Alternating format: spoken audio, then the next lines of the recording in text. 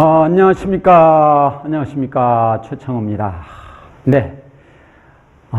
보증금 1년 방법 30가지에 대해서 저번 시간에 이어서 또 살펴보겠습니다. 보증금은 세입자들의 생명이다. 이런 명언을 하나 남기면서, 명언? 아니라고요. 보증금은 중요합니다. 세입자들에게 생명이나 다름없습니다. 지금 물론 전세가 월세화한다 막 이렇게 말하지만 또 전세로 사는 사람들이 또 월세로 막 바뀌면 너무 또 고통스럽지 않습니까? 그래서 그렇게 쉽게 월세로 다 바뀌어버리고 또 그러지도 않으리라고 생각이 듭니다. 월세로 바뀐다고 하지만 보증금은 그대로고 월세는 또 새로 생기는 이런 경우도 많고요. 심지어 보증금도 올라가고 또 월세도 새로 생기고 또 이러기도 하고, 보증금도 올라가고 월세도 올라가고 또 이러기도 하고, 정말로 죽겠습니다. 죽겠는데 어쨌거나 정신 바짝 차리고 보증금은 지켜야 되겠다. 그래서 오늘도 우리는 또 뛰어가는 겁니다. 오늘도 딱 뛰어가는 겁니다. 지금 보니까요, 이 보증금에 대해서 맨 처음에 여기 있지 않습니까? 보증금 1년 30가지 방법, 이렇게 해서 맨 처음에 1번, 2번, 3번, 4번, 5번 이렇게 이제 했었죠. 그런데 여기 보면 맨 첫 페이지에 임대인과 직접 계약하지 않는다. 그러면 보증금을 잃으리라. 그러니까 다 그런다는 뜻은 아니고 또 이럴 가능성이 크다는 거죠. 그 다음에 두 번째, 현금을 직접 지불한다. 이러지 말고 어떻게, 가능하면 어떻게 하라고 했습니까? 계좌이체를 하라. 3번, 주민등록을 하지 않는다. 그러면 보증금을 잃을 것이다. 4번, 입주한 뒤 시간이 지나서 주민등록을 한다. 그러면 안 된다. 그렇게 하면 보증금을 잃기 쉬울 것이다. 5번째, 임대인이 잠시 주민등록을 옮겨줄 것을 요구할 때 정해 못 이겨 옮긴다. 옮길까 말까? 절대 옮기지 않는다.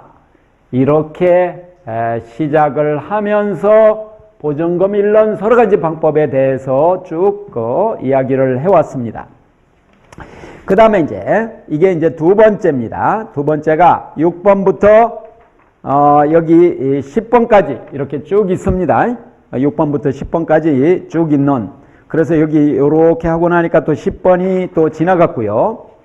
그 다음에 또 11번, 12번이 이 자료에 있는데 이것도 또 쭉 하니까 또 지나갔고, 그래서 이어서 13번부터 14, 15 또 요렇게 이제 진행을 또 했었고, 그리고 16, 17, 18, 또 19 이렇게 진행을 했습니다. 저번 시간에 토지주와 건물주가 분쟁 중인 집에 들어간다, 들어가지 않는다? 가능하면 들어가지 않는다. 그 다음에 임차권 등기 명령이 된 주택에 들어간다, 들어가지 않는다? 가능하면 들어가지 않는다. 여기까지 하고, 그 다음에 경매가 임박한 집에 싸다는 이유로 들어간다, 들어가지 않는다?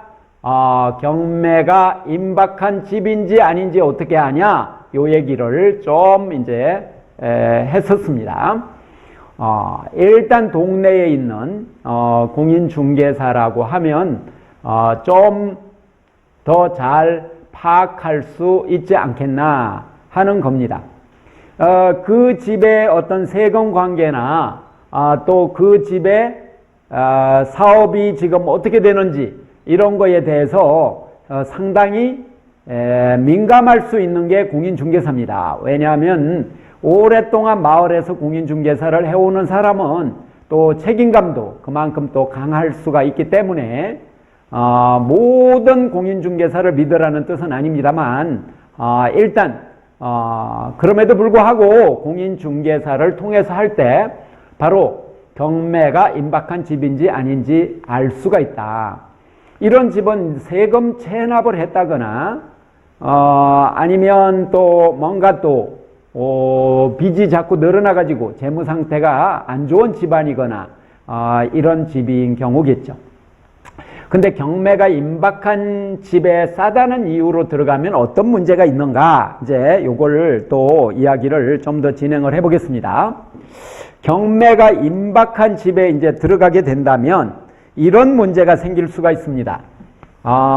그 집에 이제 재산이 이렇게 있다 그러면, 이 집에, 다가구 주택 뭐 이런 집이라고 생각을 하고요. 생각을 하고, 여기가 지하입니다. 그러면 이제 이런 집이 있다고 생각을 하면 어떻습니까? 이 집에 5천 1억 막 이렇게 한다 그러면 4억 5억이네요. 이러면 그죠? 5억에 보증금이 여기 쫙 깔려 있다는 것이죠. 5억에. 그리고 또 옥탑방이 있는 경우도 있습니다. 이 옥탑방도 또 내놓거든요. 그러면 이것도 또 한 3천에 내놓을 수 있어요. 3천. 이거 1억, 이거 1억, 이거 1억, 이거 1억, 여기에 5천 곱하기 2. 막 이렇게 되면요. 여기만 5억이고, 그러면 여 3천까지 5억 3천이잖아요. 그런데, 이 집에 근저당이 또 잡혀 있어요. 그러면 잡힌 게 한 또 7천 잡혀 있다고 생각을 하면, 이게, 그러면 뭐 얼마입니까? 1억, 2억, 이래서 4억, 5천, 그러면 5억 3천, 7천, 6억 이렇게 잡혀 있죠. 자, 6억 이렇게 잡혀 있는데, 근데 이 집이 잡혀 있다는 말은 보증금도 빚이라는 의미에서 그렇습니다. 그런데 이 집이 이제, 금매로 팔으려고 할 수도 있고, 또, 뭐 어쨌거나 집이 좀 내려버릴 수도 있습니다. 그래가지고 시가가 원래 한 6억이었는데 좀 내려가지고 한 5억이 되었다. 이렇게 되면요. 어떻습니까? 이 5억에 비해서 저기에 지금 빚이 들어가 있는 총액은 6억이니까 빚이 얼마가 더 많습니까? 1억이 더 많은 것이죠. 그렇죠? 1억이 더 많아요.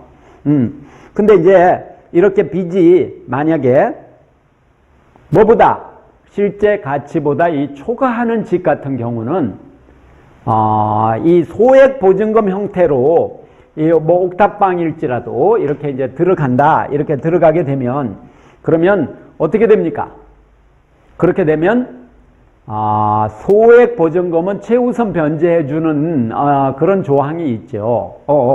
그렇게 되는데 소액 보증금이라고 해서 경매가 임박한 집에 불안한 집에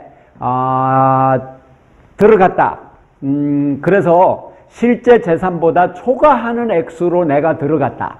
그러면 그런 경우는 임대인하고 짜고 이게 소액 보증금 먼저 빼가려고 계약한 거 아닌가 이런 의심을 살 수 있다고 하는 것입니다. 그러니까 이 집 같은 경우에는 이 집 같은 경우 전체 이렇게 합치니까 지금 이제 6억인데 그러면 이 3천만 원 이거를 빼면 이제 5억 7천이었죠. 그죠? 저기 옥탑방 빼면요. 5억 7천이었는데 근데 이제 저 3천을 넣고 들어가면 이제 6억이 됐잖아요. 그죠? 6억이 되었는데 근데 이 3천 같은 경우는 소액 보증금 대상이 지금 되는 거니까 그러면은 저것은 맨 먼저 이렇게 빼줘야 되는 사태가 생기죠.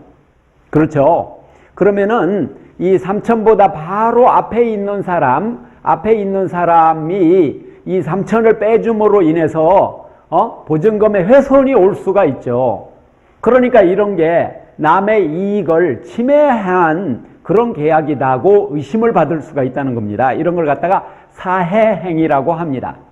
손해를 끼쳤다고 하는 것이죠. 그래서 이런 경우는 낙찰받은 사람이 경매 낙찰받은 사람이 저 사람은 이 집이 6억인데 실제는 5억인데 현재 시가 보면 5억인데 이 5억이면 감정가도 비슷하다고 보면 이게 5억인데 5억을 훨씬 초과하고 5억 7천 되는 거를 알면서도 짐작할 수 있으면서도 소액 보증금을 노리고 3천만 원에 들어왔다. 그러니까 저것은 빼야 된다. 주지 말아야 된다. 이렇게 신청을 하는 겁니다. 이의제기를 하는 것이죠, 법원에. 그러면 법원에서 판단을 합니다, 판사가. 이놈은 사기치려고 들어왔구나. 그러니까 너는 소액 보증금 받을 자격이 없다. 그러니까 당신은 확정일자 순서대로 맨 꼴번으로 받아가거라. 이렇게 한다는 것이죠. 그러면은 이 집은 5억이 됐어요. 그러면 경매되면 어떻게 되겠어요? 20% 내려간다고 해도 4억 되죠. 그건 막 떼이는 거죠. 지금 막 떼이는 겁니다. 그러니까 이제 이런 문제점이 있어서 경매에 임박한 집이면서 어때요? 싸다. 그러니까 이게 꼭 3천이라고 하는 것이 옥탑방이 아닐 수도 있습니다. 이 집일 수도 있는데요. 하여간 매우 생각보다는 싸다.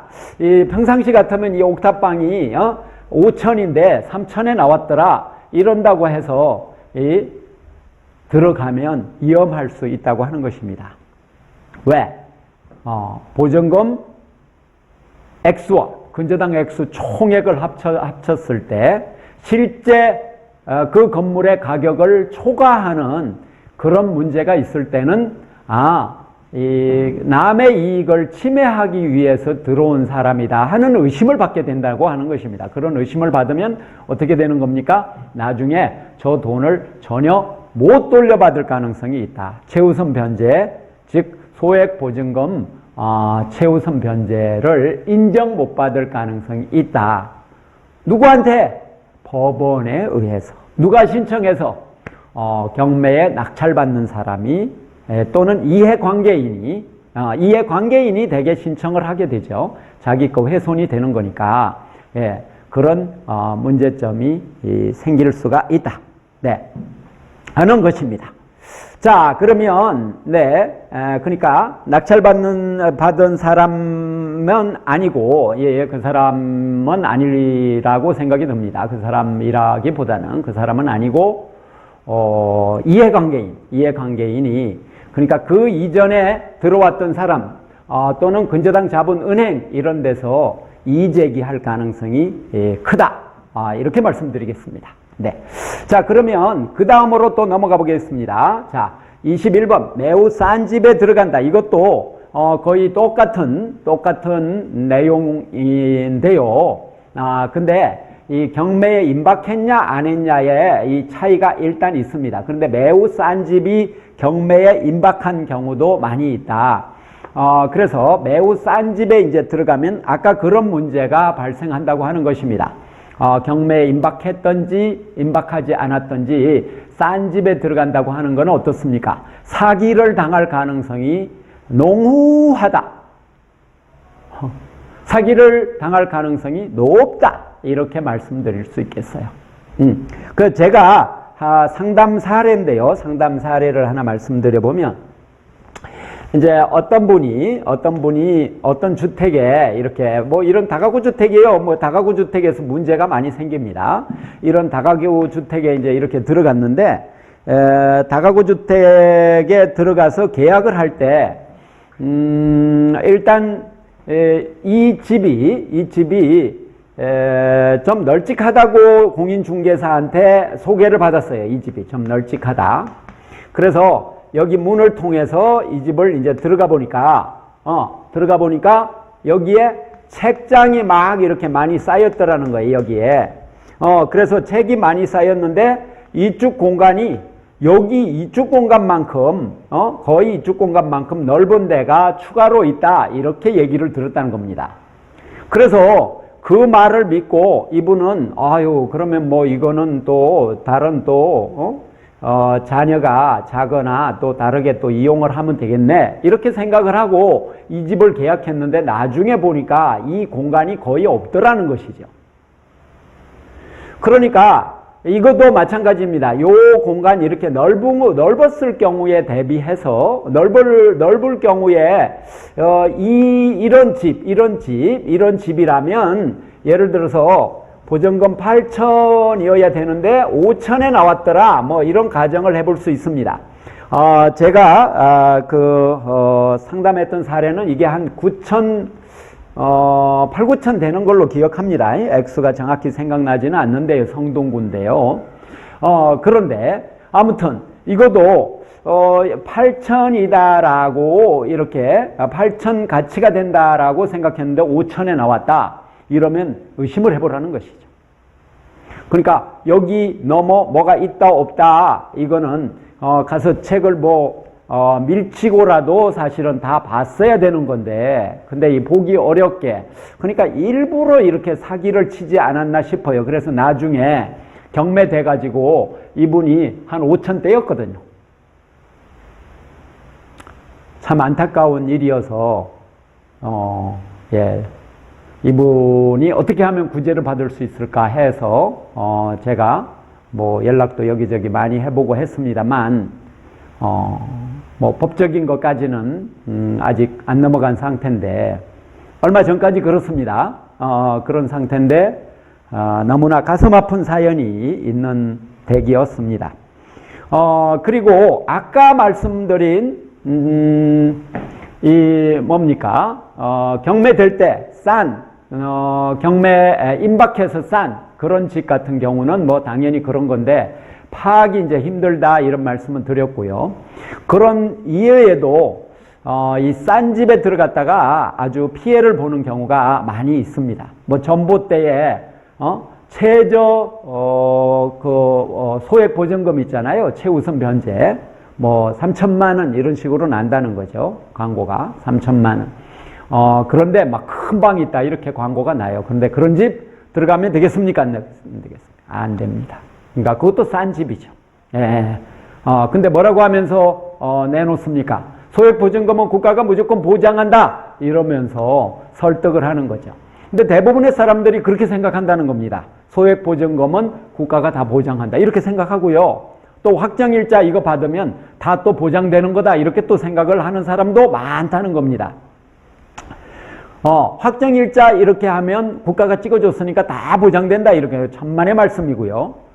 소액 보증금 다 보장된다. 이것도 아니다는 의견을 계속해서 드렸습니다. 어디에서? 이전에 주거토크에서 말씀을 드렸고 신정동에 그 토지주와 건물주가 달라가지고 문제가 생긴 경우도 그 집이 좀 쌌습니다.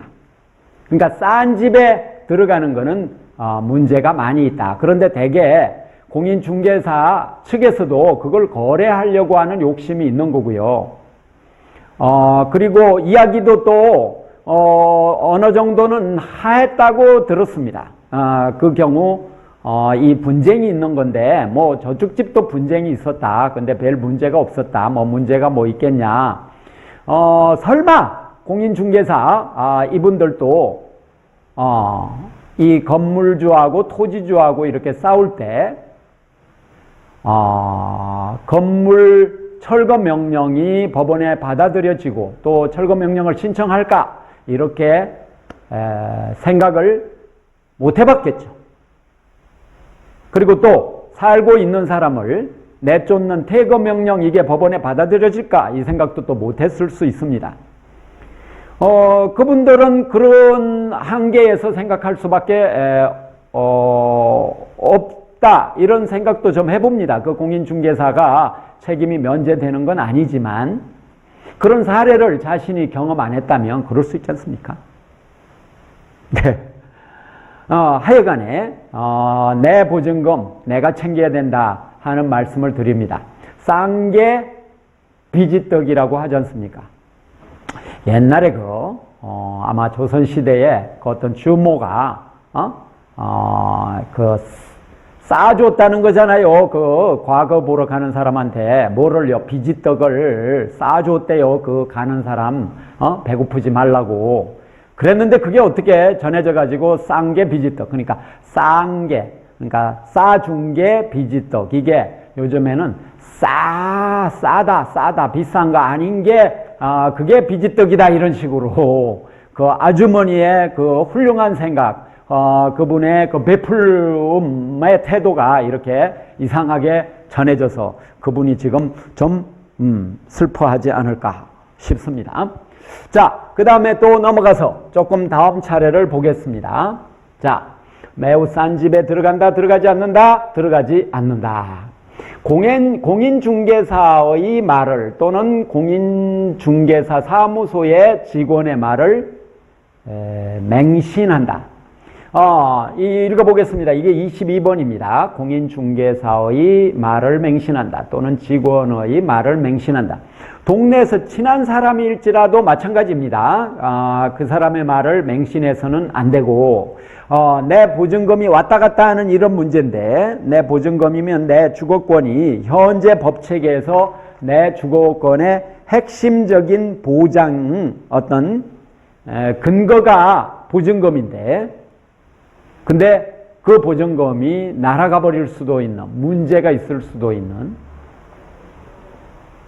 그런 소중한 문제, 소중한 그런 사안에 대해서 공인중개사한테 맡겨놓고 알아서 하세요.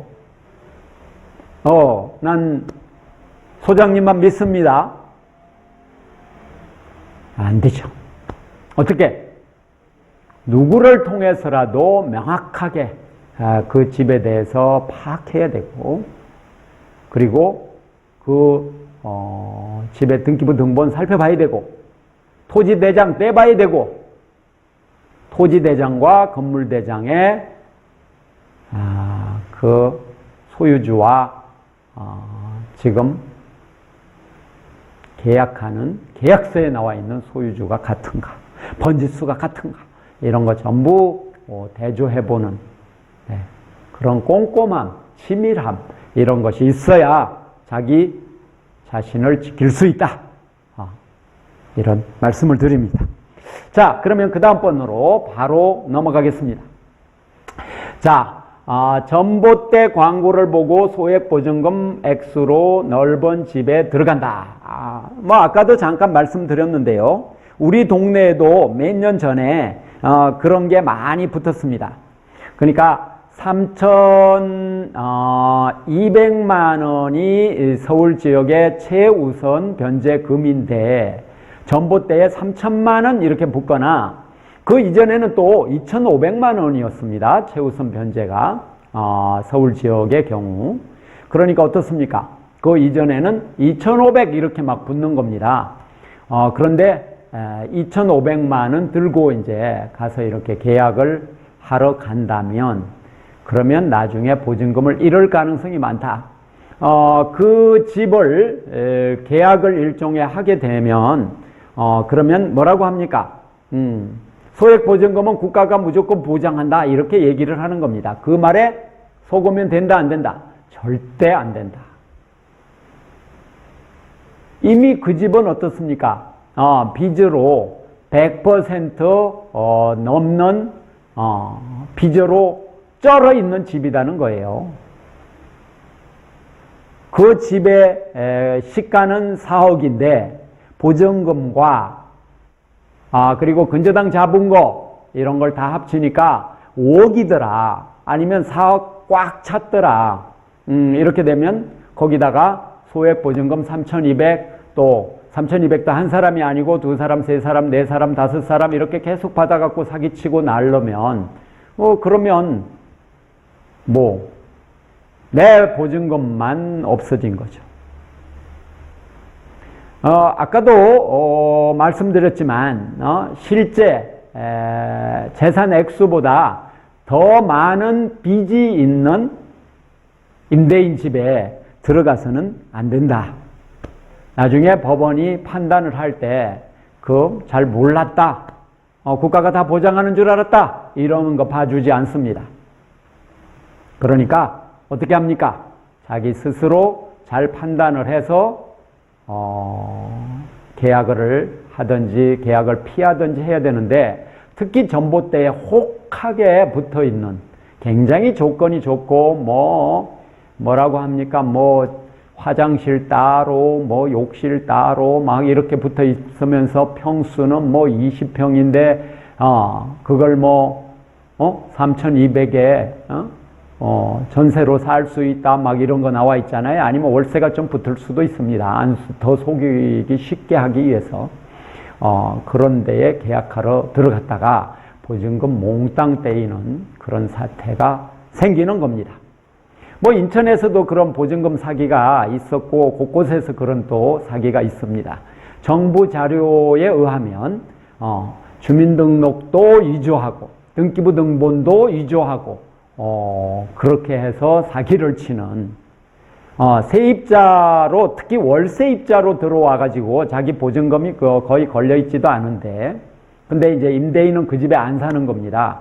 근데 자기가 주민등록 이런 거 다 위조해 가지고 어떻게 합니까? 혹하고 찾아온 사람들 이런 사람을 농락해서 사기를 치는 것이죠. 뭐 계약도 뭐 이렇게 뭐 순서대로 쭉 해갖고 치기도 하고 하여간에 싼 게 비지떡이다 이런 말이 있지 않습니까? 원래 그 주모 그 주인장의 생각과는 다르게 언어가 발전했지만 어쨌거나 싼 거 보면 피한다. 이건 내 게 아니다. 이렇게 생각을 하는 게 좋겠다. 이런 말씀을 드립니다. 자, 그 다음에 이제 보면 23번까지 했고요. 이제 24번. 자, 요것까지 하고 오늘 마치겠습니다. 자, 24번 보니까 어떻게 되어 있습니까? 기한이 된 시점에 임대인의 약속을 믿고 이사 가거나 내용 증명만 보내고 이사 간다. 이건 이제 이전에도 잠깐 이제 했던 건데요. 기한이 이제 계약해가지고 다 됐지 않습니까? 다 됐으면, 그런데 나는 이사를 가야 돼. 왜? 자녀 학교 문제도 있고, 또 무슨 문제도 있습니까? 자녀 학교 문제도 있고, 직장 문제도 있고, 또 병이 또 와서 또 어떻게 요양하러 가야 될 수도 있고, 그러면 거기에 어떤 곳을 또 계약을 해야 되겠죠. 그렇게 될 때, 어떻게 합니까? 그냥, 내가 뭐, 그거 떼먹겠어. 내가 돈이 많은데, 이러면서 말을 하더라도, 어떻게 합니까? 그냥 옮겨가면 안 된다. 내용 증명 하나 보내놓고 옮겨가면 안 된다. 내용 증명 하나 보내놓으면 어떻게 됩니까? 그것은 아무것도 증명해 주지 않습니다. 그거 역시 일방적으로 내가 보낸 겁니다. 법률 행위 중에 하나에 불과한 거죠. 일단 보내가지고 어떻게 하는 거예요? 일단 보내서 상대방의 의중을 탐색하는 것이 그것이 뭐다? 내용 증명이고 나의 의견을 피력하는 것이 내용 증명이지 우체국이 무엇을 증명해 주겠습니까? 단지 그 법률 행위를 함으로써 그 다음 법률 행위를 할 수 있는 준비를 한다 이런 말이 더 정확합니다. 근데 내용 증명 하나 보내놓고 이것이 증명해 주리라 이것이 증거가 된다 이렇게 생각하고 어떻게 합니까? 개점주를 자기 스스로 해체하는 겁니다. 그러면 점유하고 뭐가 없어져요? 주민등록이 없어지게 되면 어떻게 됩니까? 나중에 보증금을 잃는다. 다른 데로 이사를 갔어요. 근데 그러면은 임대인이 팔고 다른 데로 가버리면 끝입니다. 그냥 끝이에요. 그런 상황을 맞이하면 안 되겠죠. 그러니까 이제 그런 경우에는 뭐를 하고 가라? 임대차 등기 명령을 신청을 해서 법원에서 그 등기에 임대차 관계가 있다고 하는 걸 올려놓고 가라. 그러면 등기부 등본에 이제 나와 있기 때문에 다른 사람들이 그 집에 대해서 다시 세입자로 들어오거나 근저당을 설정하고자 할 때 어떤 중요한 자료가 되는 것이죠. 그래서 함부로 들어오거나 그러지 않겠죠. 그러니까 이제 이런 말씀을 드릴 수 있을 것 같습니다. 내 보증금을 지키려고 하면 치밀하기도 해야 되지만 많이 알기도 해야 되고 내 몸을 가볍게 움직이지 말라. 이런 말씀을 추가로 드리겠습니다. 내 몸을 가볍게 움직인다는 건 뭡니까? 주민등록도 막 옮기고 어떤 보장책을 세워놓지도 않고 막 옮기고 또 사람도 또 옮겨가고 그리고 집안의 농작도 또 옮겨서 이사까지 가고 이러면 큰일 난다. 이런 말씀을 드리는 겁니다. 좀 진중해야 된다. 이런 말씀을 드리는 거예요. 어떤 보장책을 세워놓고 이사를 가라? 어떤 보장책? 임대차 등기 명령. 법률 용어로 임차권 등기 명령을 해놓고 가라. 전세권 설정을 해놓고 가도 되지만 그건 또 임대인이 동의해야 되니까 또 힘들고 돈 들어가고 또 그렇죠. 그러니까 임차권 등기 명령으로도 충분히 내 권리를 확보할 수 있으니까 그걸 해놓고 가야지. 내용 증명 이거 하나 보내놓고 한 두 번 보내놓고 가거나 아니면 임대인이 그거 내가 지금 10년 동안 같이 살았잖아. 그거 내가 금방 해주지. 새로운 사람 들어오면 금방 해주지. 그러면서 옮겨가라고 할 때 그 말 믿고 가면 안 된다. 이런 말씀을 드리는 겁니다. 자, 오늘까지 이제 24번까지 나아갔습니다. 이제 그래서 모두 몇 번이 남았습니까? 6번이 이제 남았네요. 이제 30번을 채우려면 6번이 남았는데 그 6번에 대해서는 이 다음 후에 계속 하겠습니다. 내 보증금은 내 생명만큼 소중하다. 이것을 우리는 잊지 말자 하는 말씀을 드리면서 오늘은 여기서 헤어지겠습니다. 감사합니다. 감사합니다. 화이팅!